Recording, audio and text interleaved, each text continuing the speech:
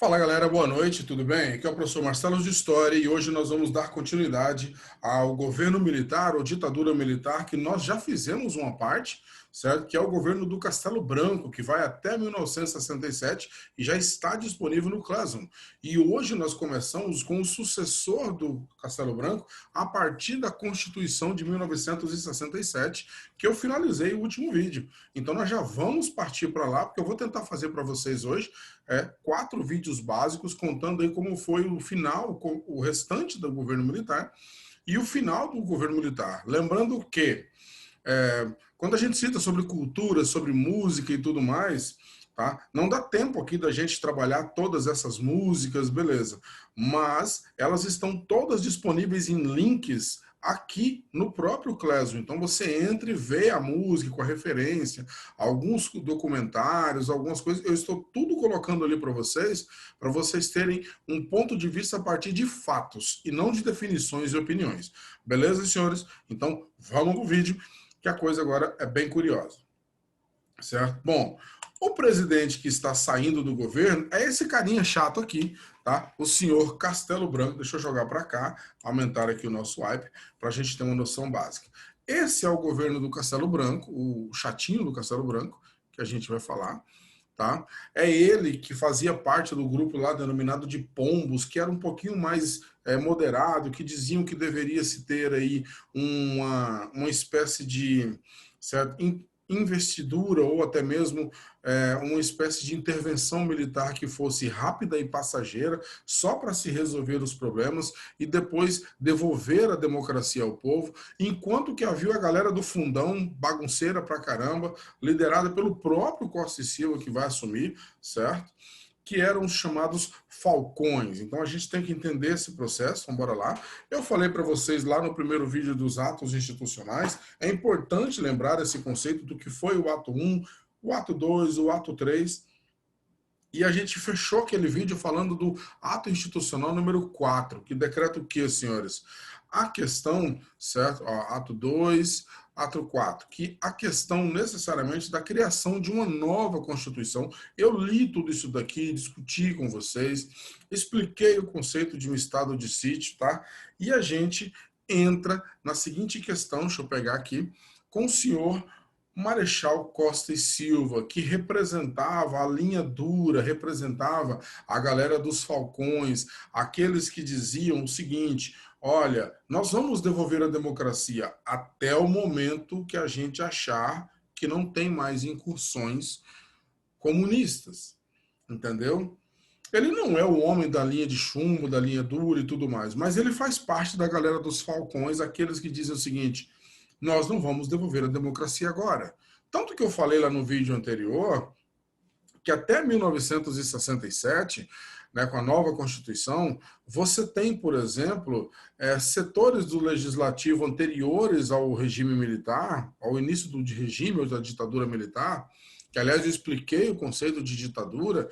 Então, o próprio conceito de ditadura não se apega a 1964, é importante você ressaltar isso, né? Dependendo, obviamente, do ponto de vista. E aí, o que acontece? Havia representantes do Legislativo, mas com a Constituição de 67, muita coisa muda, porque eles vão, o próprio, por exemplo, Carlos Lacerda, que tanto exigiu a intervenção militar, agora ele está perdendo poder. E ele é tão mala sem alça e corajoso e famoso cara de pau, como dizia meu velho avô, que ele vai fazer o quê? Ele vai se unir a 2 grandes desafetos para tentar agora intervir no regime militar. Eu falei lá no último vídeo que ele vai se unir ao João Goulart, que foi deposto, o Jango, em 64, e ele vai se unir ao JK, que ele fez de tudo para impedir que o JK assumisse, e com o JK no poder, ele fez oposição o tempo inteiro, até que ele conseguisse colocar o Jânio Quadros, que foi um fracasso no governo, no poder, representando a UDN. Então, a cara de pau dele reúne esses 3 e eles vão criar a chamada Frente Ampla, que se uniu aí à União Nacional dos Estudantes, à Igreja Católica, que também participou da Marcha da Família com Deus pela Liberdade, e alguns políticos dizendo que já estava na hora dos militares tomarem o controle, mas o Costa e Silva não vai deixar. E é aqui a partir deste momento que você tem o que se chama de uma ditadura militar, porque você vai começar a cercear as pessoas. A Frente Ampla, por exemplo, ela mal entra na Câmara, ela já é arrancada da situação e ela é impedida, certo, de fazer frente a qualquer coisa de votação. Então você já não tem mais uma frente ampla.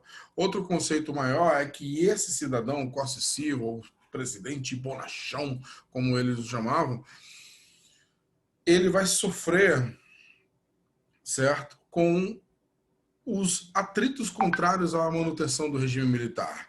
Tá? Barulhinho chato pra caramba de celular. Ave Maria, deixa eu tirar esse trem aqui, senão ninguém trabalha nessa vida. E eu tô gravando e o celular... Frescura da bexiga. Pronto, grita agora. Bom, a grande questão, senhores, é o seguinte. A partir de 67, conforme eu falei na minha última aula, você tem a galera da cultura, da música, do teatro, voltando os olhos para a política, começando a discutir e olhar e falar, gente, esse troço não vai acabar e nós vamos só piorar. E no próprio ano de 1967, você já tem um Festival da Canção da Rede Record naquele ano, voltado para o campo político. Eu vou deixar o link para vocês do documentário chamado Uma Noite em 67, representando esse conceito. Outra questão é o seguinte, além dos jovens ligados aos setores culturais contrários ao governo como processo de resistência, você tem a galera da Uni que começa, por exemplo, no governo do senhor Costa e Silva, ele começa a pisar mais um pouco no calo.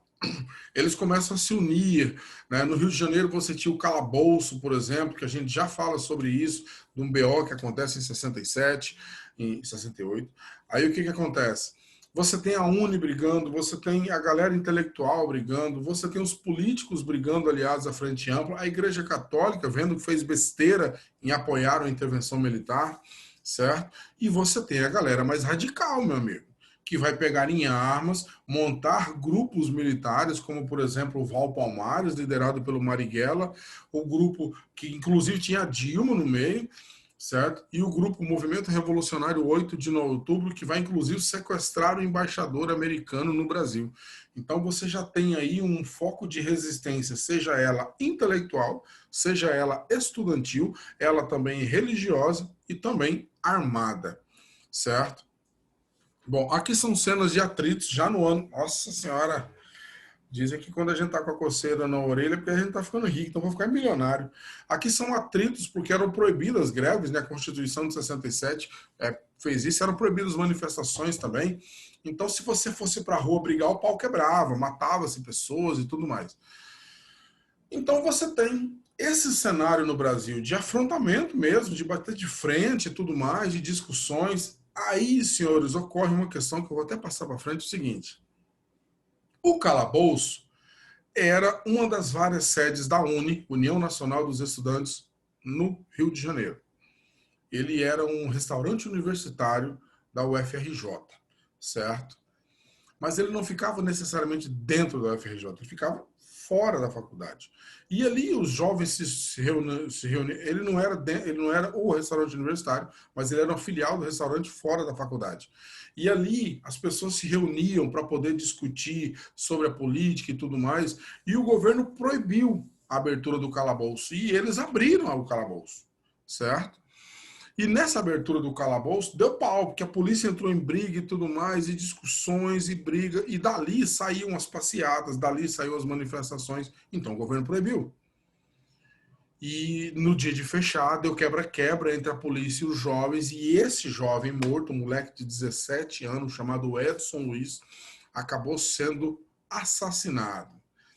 Foi a gota d'água, velho. Não só pelo fato dele ser jovem, como também pelo fato dele ser estudante, mas foi um assassinato. O policial encostou a arma no peito dele e deu um tiro, entendeu? A morte do Edson Luiz comoveu, tá? Vários setores da sociedade brasileira, sindicatos, jovens, atores deram as caras, cantores, escritores, a ala intelectual se juntou com a estudantil, se juntou com a igreja, se juntou com os sindicatos e foram para as ruas. É a famosa passeata dos 100 mil, senhores. Não preciso nem dizer o porquê que ela é chamada de passeata dos 100 mil, certo? Existem imagens recentes dela que você vê ali Chico Buarque de Holanda, você vê Caetano Veloso, tá? E ali eles já vão mesmo, 1968, batendo abaixo a ditadura. Deixa eu pegar aqui, que aqui vai falar um pouquinho mais, certo? A Rede Globo era a TV estatal, né? Curioso como isso, a Rede Globo era a TV estatal, tá? E essa passeata foi o último grande momento, foi o último grande momento antes da linha dura. Por quê? Porque nós estamos em 68, em junho, certo? Tá chegando o período do 7 de setembro, por exemplo. E aí, senhores, o que que acontece? Lembra disso, está chegando o período do 7 de setembro. O Costa e Silva, ele endureceu com essa passeata. Ele endureceu o governo, certo? Ele começou a cercear ele começou a pressionar as pessoas, a chamada Lei de Segurança Nacional, certo? Que ele incluiu na Constituição, começou a expulsar do Brasil pessoas, e muitos, para não ser presos, fugiam do Brasil. Existe um episódio que não é que existem fotos, mas não há reconhecimento por parte do Estado, que é o chamado Paraçar da FAB, que ele pegava os jovens que eles consideravam os subversivos comunistas, certo? Embebedava esses jovens ou aplicava injeções nesses jovens e necessariamente jogava esses jovens em alto mar. Isso começou com denúncias na Argentina, lá pelos anos de 76, quando a Argentina se tornou uma ditadura, mas já se ouvia falar disso no Brasil desde 1968, certo? Assim como, por exemplo, algo que também não vai ser totalmente provado, mas também não vai ser totalmente descreditado, é a chamada Operação Condor, que eu vou deixar para vocês um link aqui de um documentário de 28 minutos falando sobre ela, que assim, o Paraguai, por exemplo, a ditadura começou em 54, o Uruguai mais ou menos no mesmo período, a Argentina já é uma das mais antigas, é 76, durou menos também, durou até 82, e não os 21 anos do Brasil. Você tem a do Chile, que começou em 73, que matou inclusive o presidente de lá, o senhor Salvador Allende, e você tem a do Brasil. Teria havido uma junção política e econômica sobre ela, com elas, entre elas, né? Ou seja, se você é um brasileiro que fugiu do Brasil e está no Chile, a ditadura de lá vai te caçar e mandar para cá, ou mandar te matar lá mesmo. Esse era o grande conceito da Operação Condor. Então, assim, eu vou deixar documentário sobre isso. Mas vamos embora lá. O senhor Costa e Silva, ele é o presidente que vai mexer com essa questão. Tá? Isso aqui é uma imagem do pau de arara, mas vamos embora lá. Por que eu estava falando, senhores, sobre o 7 de setembro? Pelo seguinte, o endurecimento, a passeata foi em junho, né, de 1968, e nesse mesmo ano, ali por volta do dia 26 de agosto, mais ou menos, um deputado federal chamado Márcio Moreira Alves, ele faz um pronunciamento. Lembra-se que ainda há parcelas do legislativo, né, no MDB, ali dentro do governo, né, por conta do ato institucional número 2, você só tem dois partidos políticos, o de situação chamado Arena e o de oposição chamado MDB, que é o atual MDB, que já foi PMDB. Esse cara faz um pronunciamento dizendo o seguinte, que a população ela deveria se voltar contra o governo, começando, por exemplo, por não ir no 7 de setembro ver, né, a movimentação militar. Outra coisa também que ele questiona é o seguinte, ele diz que as meninas, né, ele vai bem a fundo, as meninas, por exemplo, que namoram os soldados, separem-se, que a população dê as costas para a bandeira nacional nesse momento e tudo mais. Tudo isso fez com que o governo do Costa e Silva, né, olhasse para esse pronunciamento e o impacto que ele teve como um arroxo. E aí o que, que acontece? Ele foi processado, tá?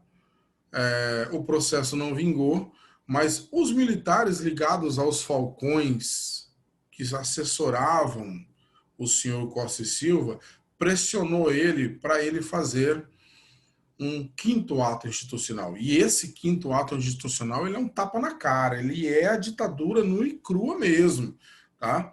O ato institucional, que vai vir a público aí dia 13 de novembro, 13 do 12 de 68, motivado por esse pronunciamento, pelas questões ali em volta da UNE e de tudo mais, ele vai fazer o quê? Ele vai fechar o Congresso, ele vai fechar as Assembleias Legislativas, ele vai fechar as câmaras municipais, certo?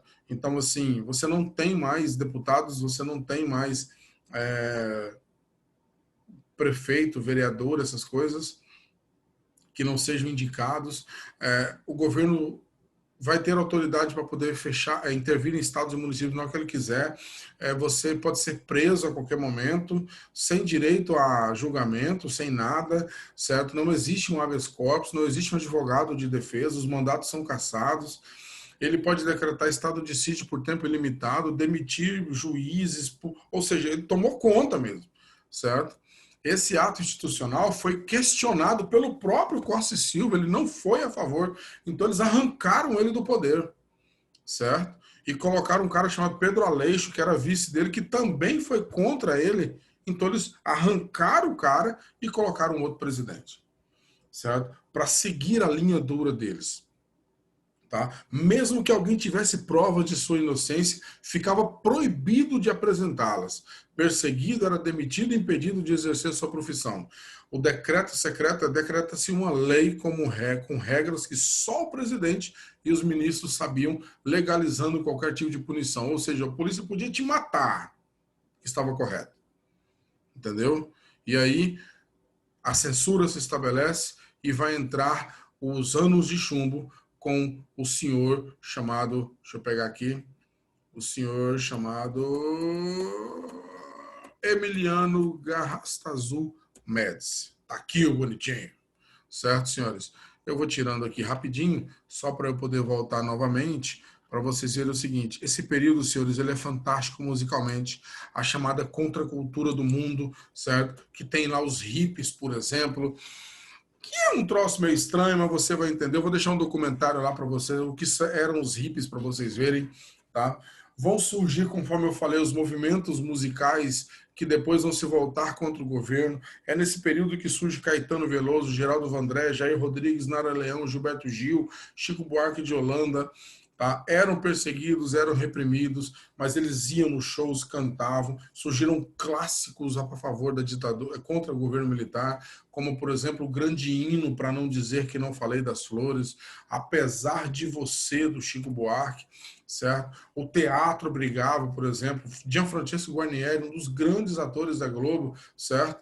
Fez o Eles Não Usam Black Tie, Roda Viva do Chico Buarque, a canção virou teatro. Os caras apanharam no dia que o troço apresentou pela primeira vez, entendeu? Então você tem brigas e brigas do governo, tá aqui a apresentação do teatro, tá? E o pau quebrava de fato. O tropicalismo era uma irreverência. Vocês sabiam que em 1967 teve uma passeata na Avenida Paulista contrária ao uso da guitarra na música brasileira? Olha a desocupação da galera, entendeu?